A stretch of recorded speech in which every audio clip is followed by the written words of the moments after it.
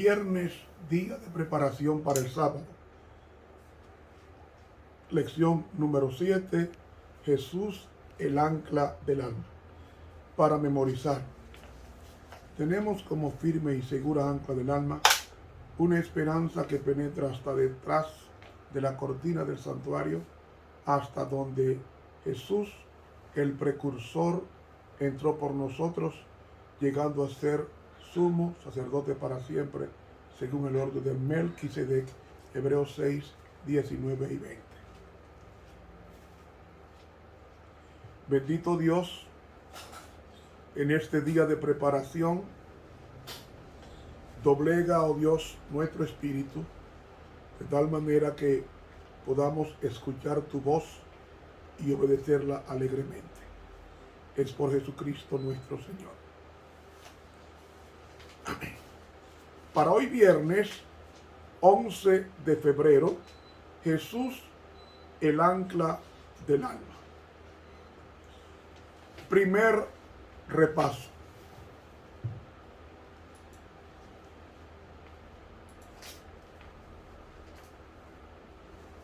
En Mateo capítulo 12, versículo 31, Jesús dijo: por tanto os digo, todo pecado y blasfemia será perdonado a los hombres, pero la blasfemia contra el Espíritu Santo no será perdonada a los hombres.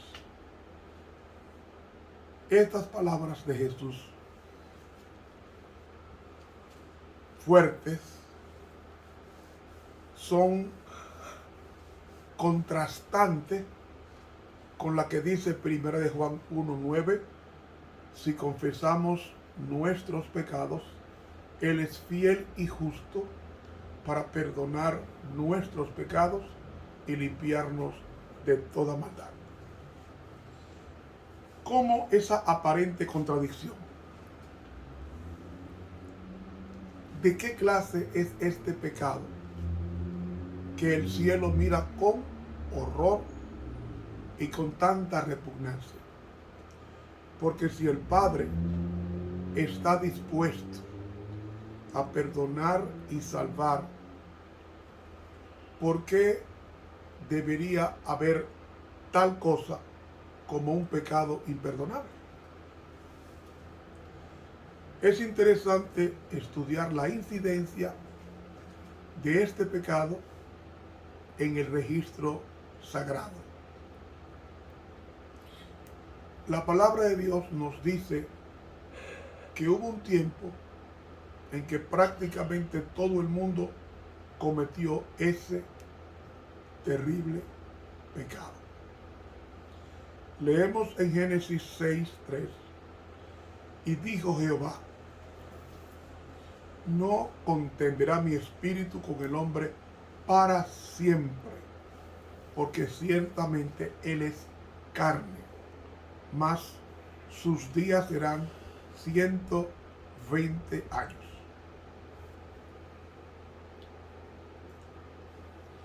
Durante 120 años, el Espíritu Santo suplicó a esa perversa generación antediluviana a través del pregonero de justicia llamado Noé. Aunque la inclinación de los hombres era de continuo solamente al mal, un pequeño remanente de 8 personas respondió al Espíritu y entró al arca. Todos los demás cometieron el pecado imperdonable, y cuando vino el diluvio, fueron arrastrados por las furiosas aguas que cubrieron cada pulgada de la superficie de la tierra. Después de años de paciente esfuerzo, el Espíritu Santo se retiró del corazón de los hombres y su destino que ellos eligieron fue sellado. Uno se pregunta, ¿podría pasar lo mismo otra vez? Jesucristo traza un paralelo sorprendente entre los días antes del diluvio y los días actuales. Eso es lo que dice el mismo que envió el diluvio universal a miles de millones de personas en los días antes del diluvio. Porque Jesús en Lucas 17, 26 nos dice, como fue en los días de Noé, así será también en los días del Hijo del Hombre. Y mis hermanos, hoy los mismos flagrantes excesos se están cometiendo en todas las grandes ciudades del planeta. Perversiones del peor grado todavía marcan el curso carnal de todas las naciones debajo del sol. Uno se pregunta, ¿por qué la gran mayoría de las personas antediluvianas se negaron a entrar en el arca de seguridad? ¿Saben? Muchos de ellos ayudaron a Noé en la construcción del arca durante 120 años. El Espíritu Santo les agitaba profundamente, con convicción, pero ellos no se movían a obedecer el mensaje. Llegó el momento en que Dios dijo, déjenlos solos. Mi espíritu no luchará más con el hombre. Amigo, en la Biblia hemos leído 3 cosas que la gente está haciendo hoy con el Espíritu Santo. Lo primero que está haciendo la gente hoy es contristar al Espíritu Santo. El apóstol Pablo exhortó a la hermandad en Efesios 4:30, no contristéis al Espíritu Santo, con el cual fuisteis sellados para el día de la redención.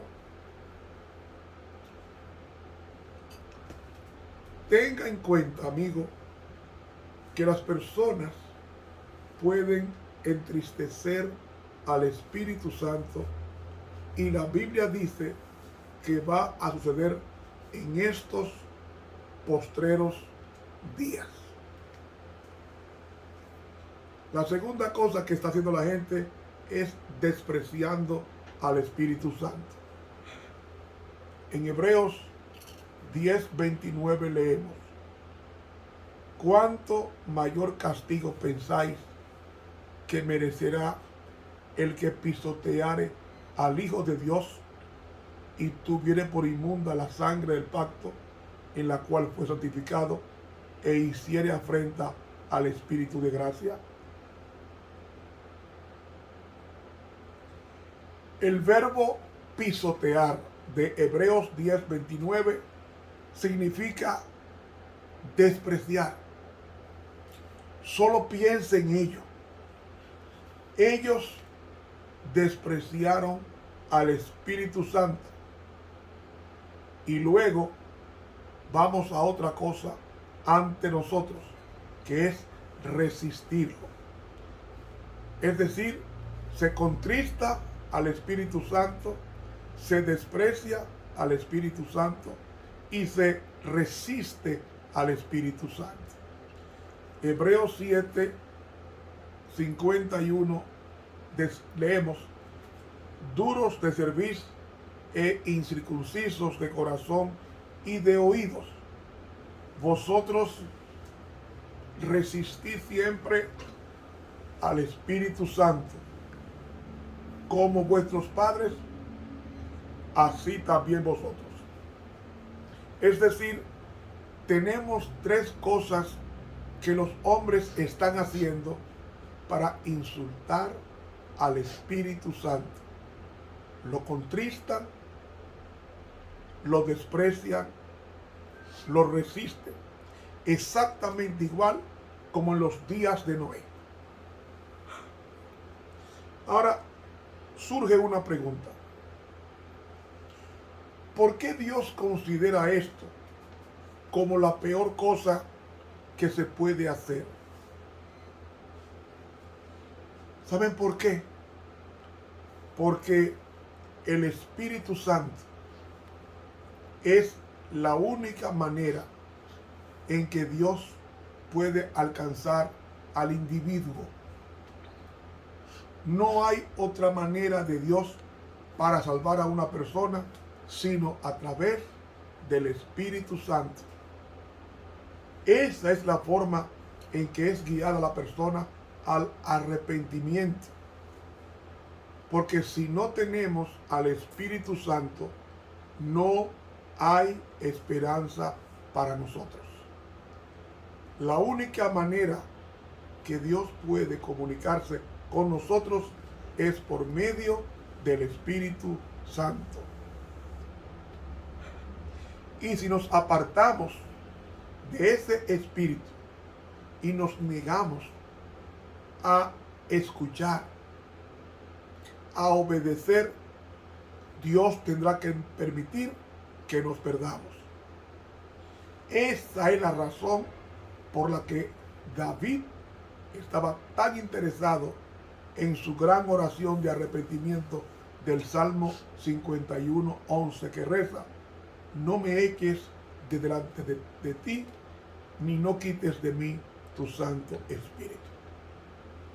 ¿Qué pasó con David?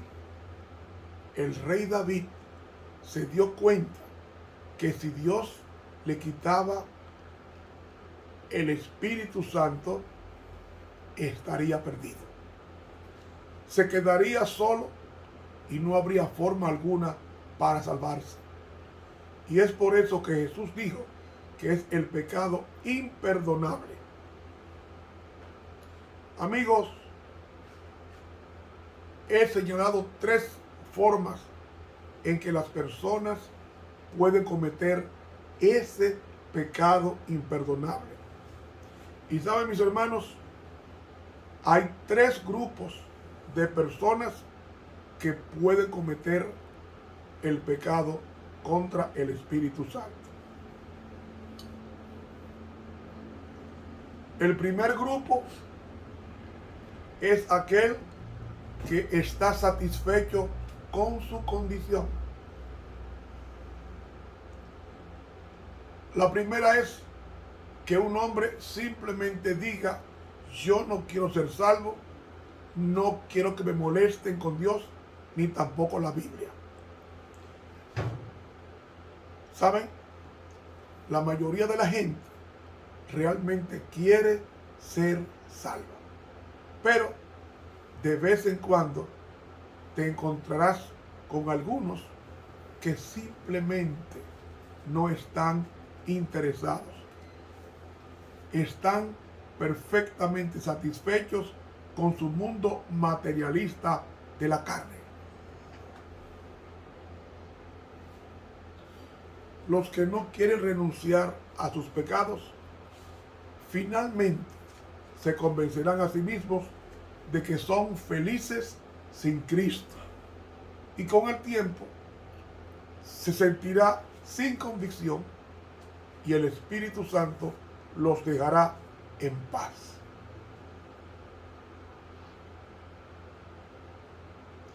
Segundo grupo es el grupo que pospone su entrega a Dios. No se decide ahora. Este segundo grupo es aquel que realmente quiere ser salvo y dirá a cualquiera que su principal prioridad es estar bien en el futuro con Dios, pero no se decide entregarse a Dios hoy. ahora, sino que va posponiendo, posponiendo y posponiendo su entrega. Lamentablemente, esta clase sigue esperando ese momento para salir al camino de la entrega total. Y con toda buena intención, permiten que los momentos de oro se deslicen por ellos hasta que su voluntad queda paralizada por la indecisión. Esas personas todavía hablan de seguir a Cristo hasta el final, pero su capacidad de actuar ha sido destruida por la demora. Por fin, se quedan demasiado tiempo posponiendo su entrega a Dios hasta que pasan al punto sin retorno.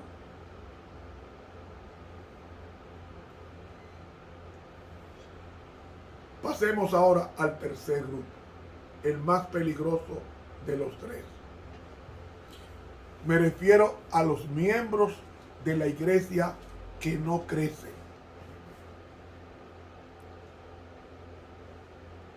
Sin duda, el grupo más grande de los pecadores imperdonables se encuentra en el tercer grupo del cual quiero hablar a ustedes. Porque este tercer grupo está compuesto por personas que parecen ser las más improbables de cometer el pecado imperdonable del Espíritu Santo. Porque son miembros de la iglesia, incluso pilares de la congregación. ¿Te sorprende? ¿Por qué estos cristianos corren un mayor peligro de cometer el pecado imperdonable que los dos grupos anteriores? Porque ellos no entienden que la verdad es progresiva. Millones de cristianos se sientan en sus bancos cómodos, complacientes sobre ser salvos, y se sienten absolutamente seguros de su conformidad con la iglesia, sin darse cuenta de que el bautismo es solamente el comienzo de una larga experiencia de crecimiento. No hay crecimiento, amigo, sin hacer caso a lo que dice la Biblia. ¿Por qué? Porque la Biblia es una luz. David dijo en el Salmo 119, versículo 105, lámpara es a mis pies tu palabra y lumbrera a mi camino. Cuanto más entramos en la Biblia, la verdad se revela más y más nos convertimos en responsables ante Dios. Nunca, amigo mío, se ha revelado toda la verdad a una persona en algún momento. Una luz solo brilla lo suficiente para revelar el paso correcto que debemos dar. Y después que nos adentremos en ese paso, otro paso se va revelando. Y a medida que crecemos en la gracia, el conocimiento, Dios requiere que avancemos en la luz de la verdad. Digamos que el Espíritu Santo me ha convencido de pecado y entiendo perfectamente lo que exige de mí, pero resulta que no es agradable el llamado a renunciar a aquello de lo cual fui convencido de dejar. ¿Qué sucedería si hago caso omiso a la luz y rechazo la verdad que el Espíritu Santo me ha revelado? Bueno, el Espíritu Santo seguirá hablándome, claro, y habrá una batalla en mi mente y en mi conciencia. Me sentiré triste, culpable, pero los días van pasando, los meses van pasando, mientras yo sigo violando mi convicción de lo que es correcto. Poco a poco, la conciencia comenzará a adaptarse a lo malo que estoy haciendo en el cuerpo físico. Poco a poco, los sentimientos de culpa comenzarán a desaparecer y los actos de desobediencia parecerán cada vez menos objetables o malos. Por último, la verdad que parecía tan clara y sin complicaciones en el comienzo se convertirá en una maraña de incertidumbre y surgirán las excusas para justificar la desobediencia y las primeras convicciones del pecado terminarán esfumándose, desvaneciéndose. La vida será casi tan cómoda como lo era antes de que la luz viniera. Usted preguntará, ¿qué ha pasado? He pecado contra el Espíritu Santo y estoy hundiéndome hasta llegar al estado del pecado imperdonable. Ustedes ven, ese pecado mortal no es cualquier acto particular que se puede aislar y etiquetar. Puede ser cualquier pecado que se apreciaba en el rostro de la luz y del conocimiento.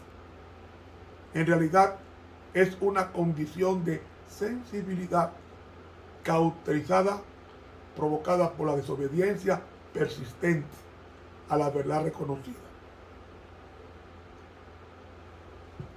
Empiezan a ver que todo realmente depende de lo que hagamos con la verdad. La sierva de Dios, en el comentario bíblico, tomo 5, página 1068, dice así: el pecado de la blasfemia contra el Espíritu Santo no radica en cualquier palabra o hecho súbito, sino en la firme y determinada resistencia contra la verdad y la evidencia. Lo voy a repetir. La blasfemia contra el Espíritu Santo no radica en cualquier palabra o hecho súbito, sino en la firme y determinada resistencia contra la verdad y la evidencia. No se debe considerar el pecado contra el Espíritu Santo como algo misterioso o indefinible. Consiste en la persistente negación a aceptar la invitación al arrepentimiento. Comentario bíblico, tomo 5, página 1068 de la Pluma Inspirada. Eso es la blasfemia contra el Espíritu Santo. Y Santiago 4:17 nos dice que el pecado está en aquel que sabe hacer lo bueno y no lo hace. Y el pecado solo se imputará a los que han oído la verdad y la han rechazado.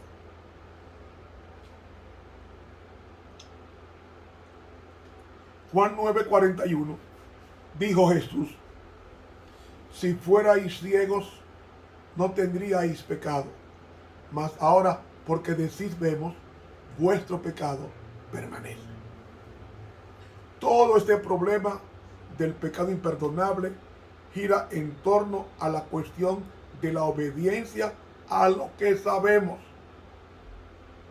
Por eso Jesús dijo en Juan 12:35, aún por un poco está la luz entre vosotros. Andad entre tanto que tenéis luz, para que no os sorprendan las tinieblas, porque el que anda en tinieblas no sabe a dónde va. ¿Y de dónde viene la luz?